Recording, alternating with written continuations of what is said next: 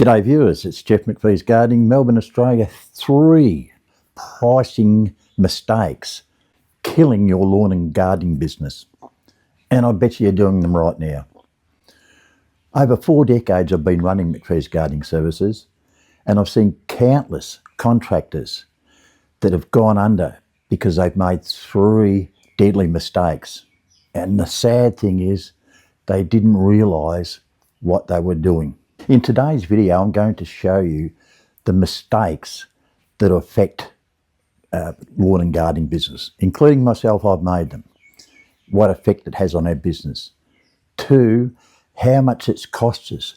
Tens of thousands of dollars per annum it's cost us because of these mistakes. And thirdly, how to fix them. Right, let's get into it. The first mistake is they only think about the hourly rate. I've seen contractors say, I charge $50 an hour. I'm going, you're kidding, $50 an hour. That's guessing. They're not accounting for the true cost of your hourly rate. And this is where a lot of people go wrong. So in Australia, in my area, successful businesses, the ones that have gone the long journey, are charging between 120 to 150 Australian dollars per hour. That's minimum. Now, of course, that money doesn't go into our pocket. A lot of that goes to our overheads. Yes, we all have overheads, and I'm going to discuss that shortly. It's not just overheads of your office and your vehicles. It's your equipment, it's your insurances. There's many aspects that make up the overheads. So that hourly rate that you work out to price a job has got to include the whole operation of your business. So let me go over how I work out the hourly rate. Now, this hourly rate we use to work out our fixed price for our client, and we'll go through some examples later on in the video. But the first thing to understand is billable hours. Yes, I know it's a boring subject. Billable hours are those hours that you can only charge for. So a 40-hour week of your working, you won't be able to charge 40 hours because of travelling, because of traffic, talking to clients, maintenance of your equipment, bookwork, all those you can't charge. So billable hours are viable to you. In my area, for me, we work on between 1,000 to 1,200 billable hours a year. So keep that figure in mind, 1,000 to 1,200. That takes into account weekends, public holidays, wet days, downtimes. If you can achieve that, and that's about 4 or 5 hours a day, that you can actually charge, and you're going to lose quite a few hours on top of that. A lot of people, when they say I charge $50 an hour, they're not considering their operating cost. You take up all your operating costs over a 12-month period, add them all up. And this includes the depreciation of your larger purchases, like your vehicle. You've got to replace that every 5 or 10 years. You've got to replace your mowers. You've got to replace your high-ticket items. You've got your insurances. You've got your consumables. You've got lots of aspects of running a business, and it's got to be included in that hourly rate.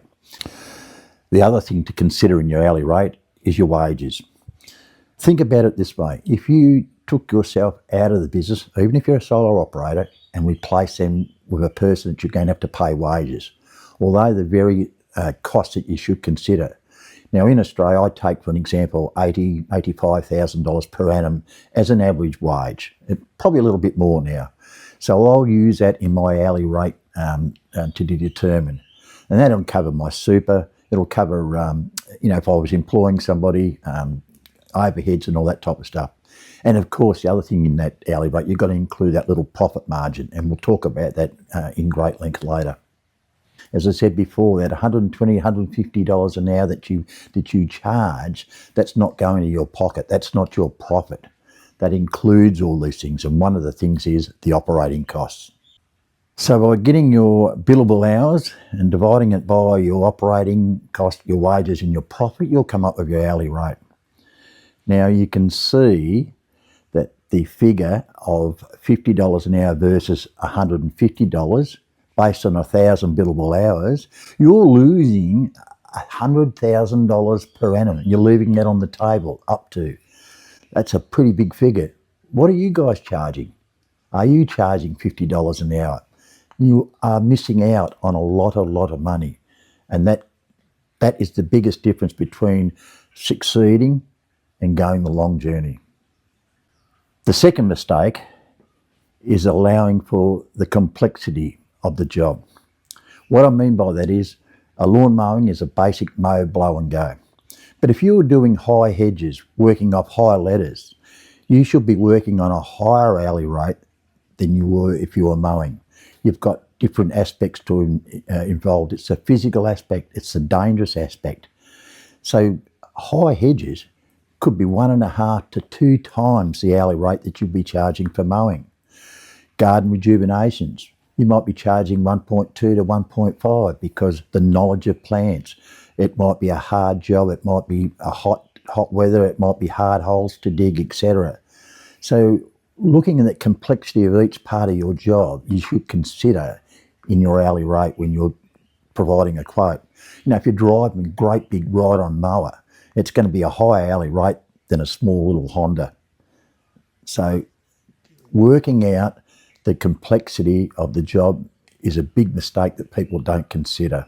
There's a third one, the confidence factor. If you don't believe in your prices, how do you expect your client to believe in it?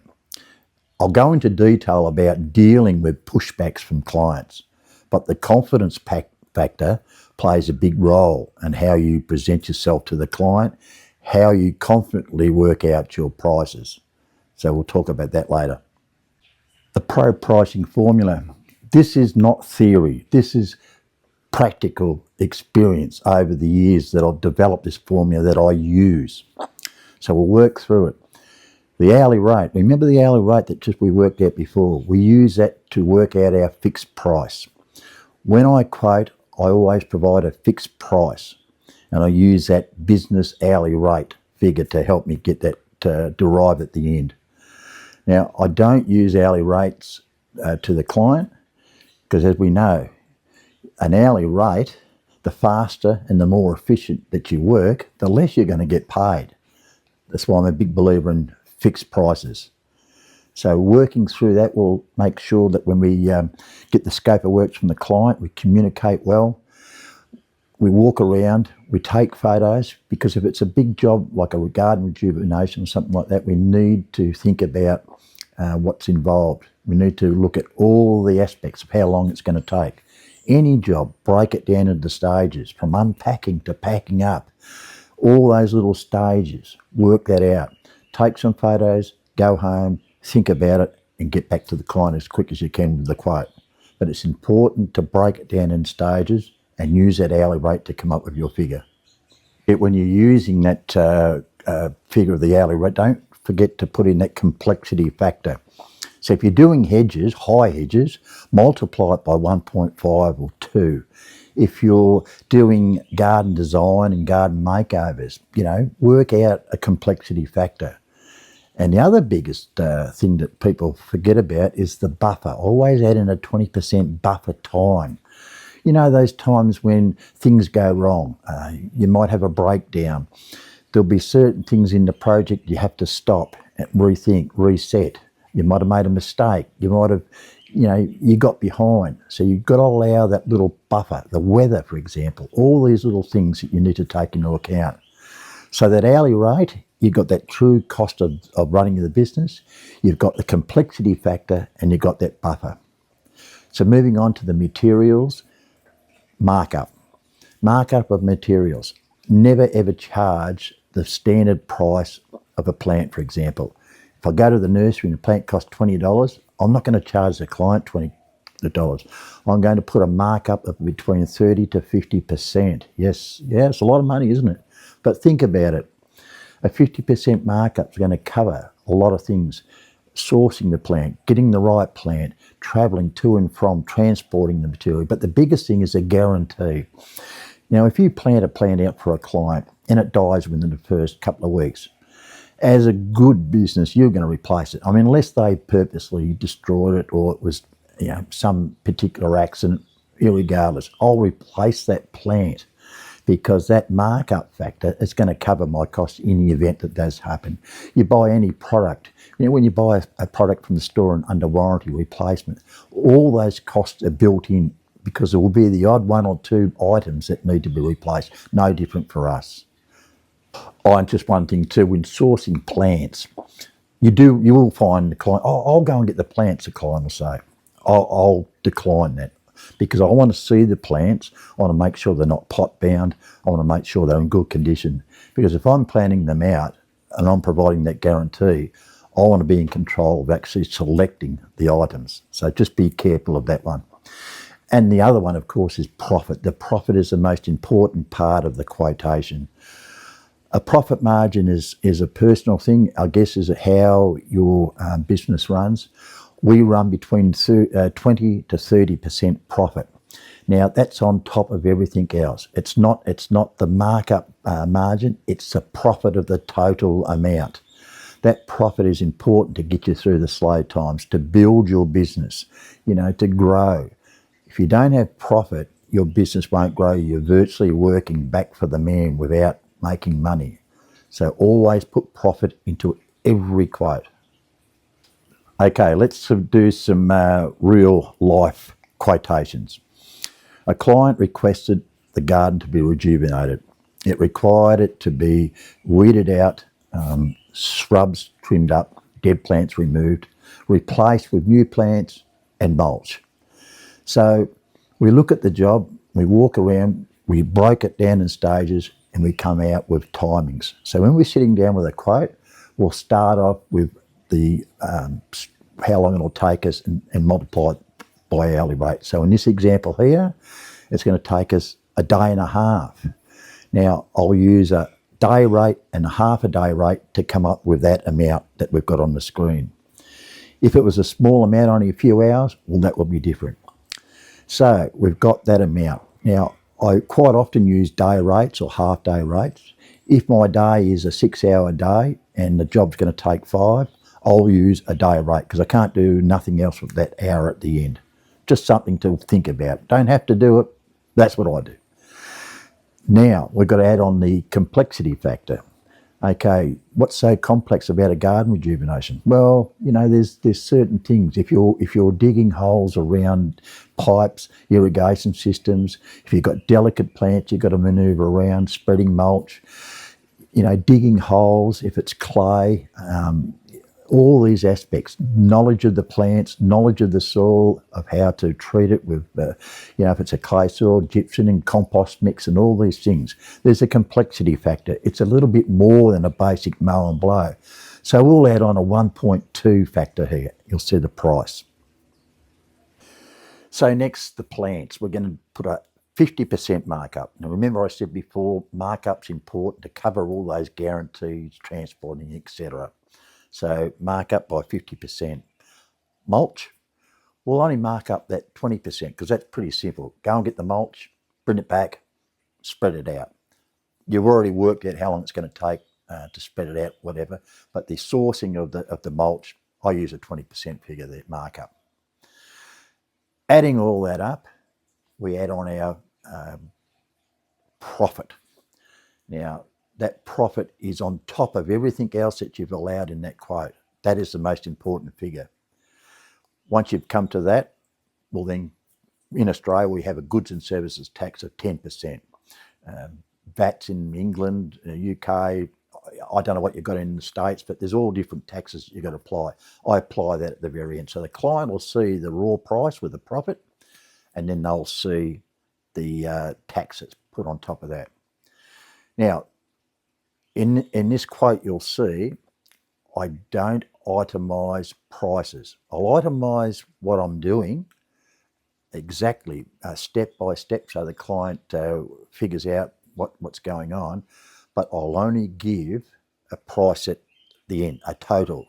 Because if you break it down, you're giving the client the opportunity to start picking pieces out of the quote. And then that becomes a backwards and forwards thing which you really don't want to get involved in. And I won't get involved in it. And that's why I just put the total figure. Second example is hedging. We look at the hedge. We've got to work out whether you use tarps because there's stones and we've got to pick up all the refuge. So we're looking at the time, how long it's going to take us. If it's a high hedge, high ladders, which by the way I don't do anymore, but I used to, I would double the quote. I would go 2 times because it's dangerous, it's strenuous, it's hard on the body, and it really takes some effort to do. And you should be rewarded. That's why tree loppers, they charge the world because it's a dangerous job, it's a physical job, and that's why their hourly rates are so much bigger than ours. Over the simple mow and blow. So the complexity factor is very important. Again, we put the profit and then the goods and services tax after that.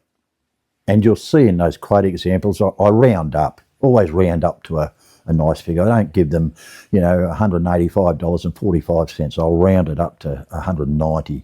I always like keeping it under that next, if it's 3,900 and something, I'd rather that than 4,000. It's just a psychological thing. But listen, with quoting, as you see here, we have a procedure. It's not sticking the a wet finger in the wind and saying, I'll charge $500 for that, or I'll charge, 1,000. And a lot of contractors do that, and look, they might get away with it too.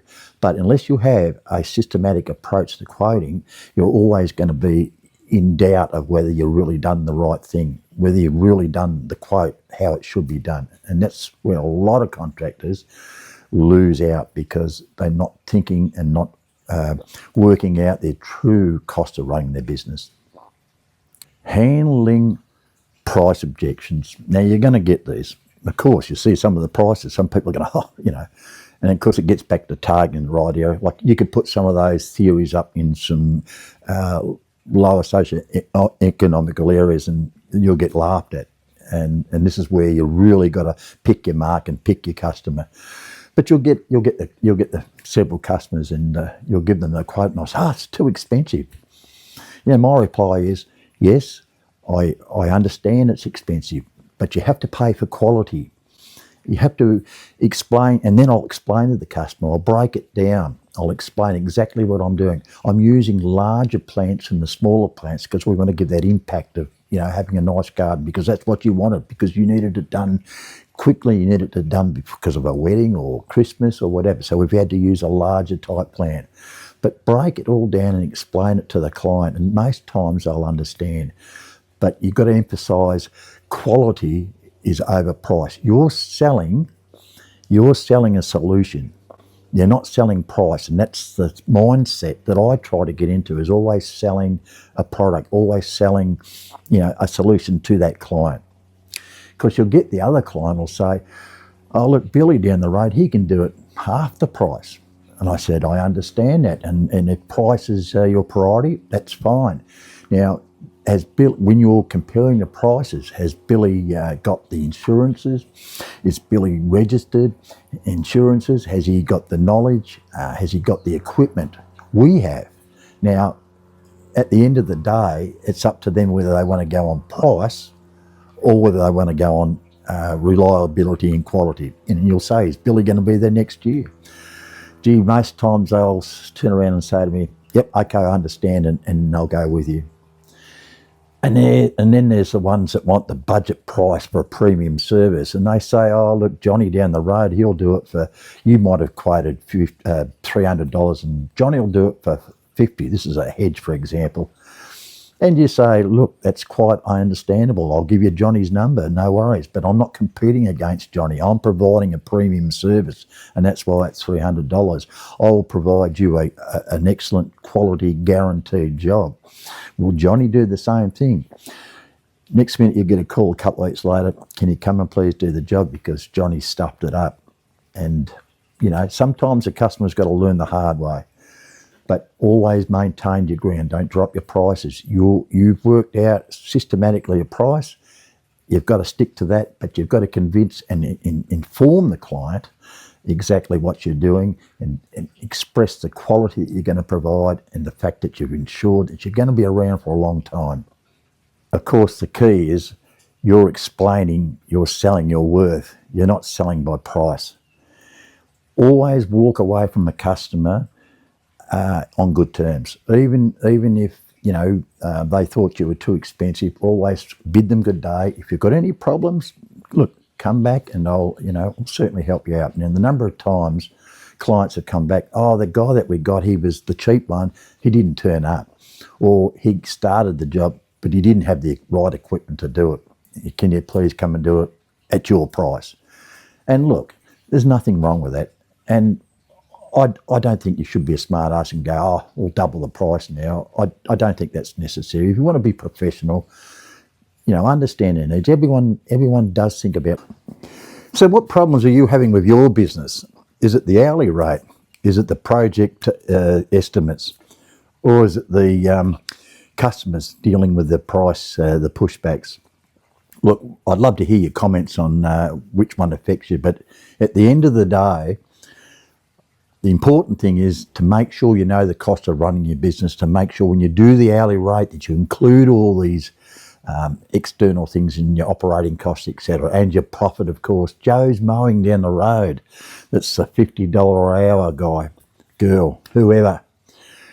You don't know his circumstances. He might be doing it just for beer money. He's quite happy with 50. His lifestyle, that's fine. But if you want to run a business, you've got to treat it like a business. I keep, drumming this in video after video after video. It's a business, and that's what I went in it for, and I'm sure most of you people out there are doing the same thing. The $50 one, look, some of them do well, that's fine. They might have other income support, whatever it is. But I'm not interested. I don't care whether they charge $50. I'm not going to charge for that. Viewers, look, thanks for watching. Please share and like. The channel's really struggling at the moment. I'm rethinking things at the moment. I really appreciate the support that I have got. Probably flogged every subject to death. Maybe we all, everyone's getting a bit tired of it. But anyway, we'll see how we go on this one. But if you can really help us along a bit and, tell a few people about my channel, it might help. But we'll see what happens. Thanks, and hopefully we'll see you on the next one. Bye.